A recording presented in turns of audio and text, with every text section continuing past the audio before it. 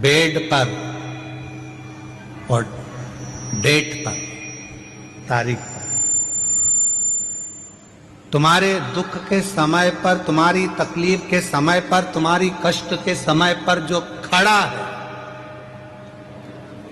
समझ लेना कि वही तुम्हारे लिए हितैषी है और वही शिव है।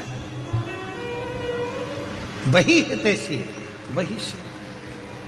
परिवार बहुत बड़ा है, रिश्तेदार बहुत सारे हैं, पूरा कुटुंब भरा पड़ा है, पूरा घर भरा पड़ा हुआ है, पूरे नातेदार रिश्तेदार कुटुंबी परिवार, नाते रिश्ते कुटुंब परिवार ढेर भरा पड़ा हुआ है, सारा घर बड़ा पड़ा हुआ है। पर दुख की घड़ी में, दुख के समय पर,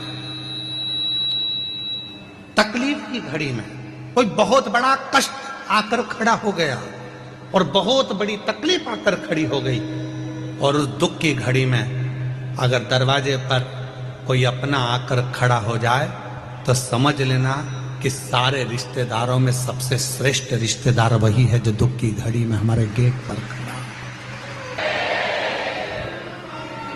एक विश्वास, एक दृढ़ता।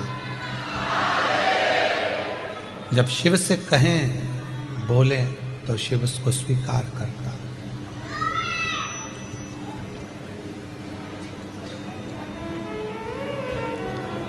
गेट, बेड और डेथ,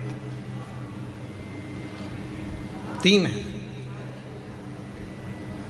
दुख के समय पर कोई तुम्हारे दरवाजे पर खड़ा है तो समझ लेना वही तुम्हारा सबसे ज्यादा श्रेष्ठ हितैषी है, वो पूरा विश्वास के साथ खड़ा हुआ।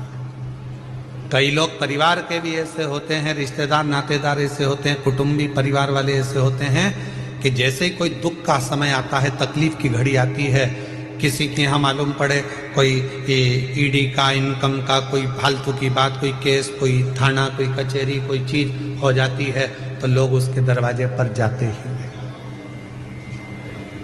पहुंचते। तुम्हारे दुख के समय पर अगर कोई गेट पर खड़ा है, तुम्हारे साथ खड़ा है, समझ लेना कि वही शिव है, वही श्रेष्ठ है। पहले नंबर पर गेट, दूसरे नंबर पर बेड।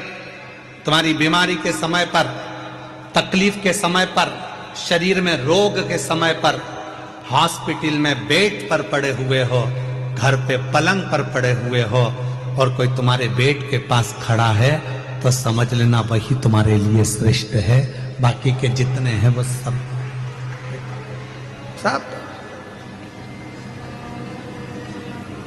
श्रेष्ठ वही है।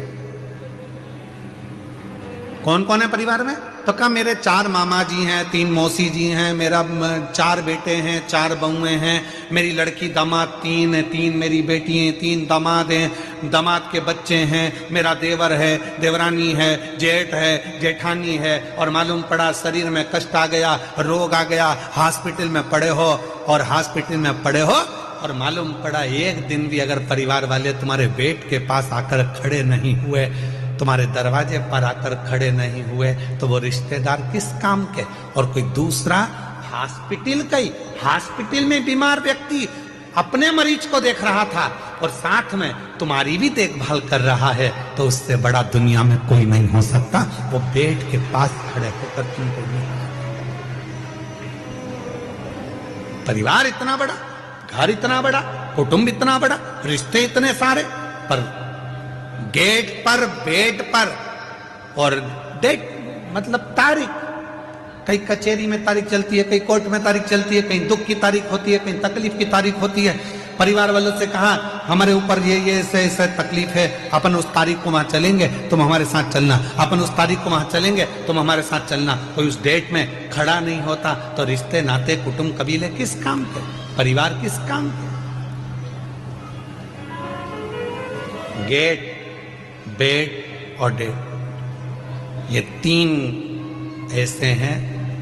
दुख के समय पर, तकलीफ के समय पर कोई यदि आपके साथ दरवाजे पर खड़ा है, बीमारी के समय पर कोई आपके पलंग के पास खड़ा है, और कोई तारीख पर आपके साथ खड़ा है, तो समझ लेना कि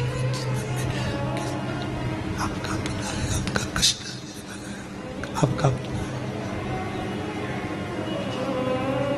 वो कोई दूसरा वो श्रेष्ठ है, वो श्रेष्ठ है।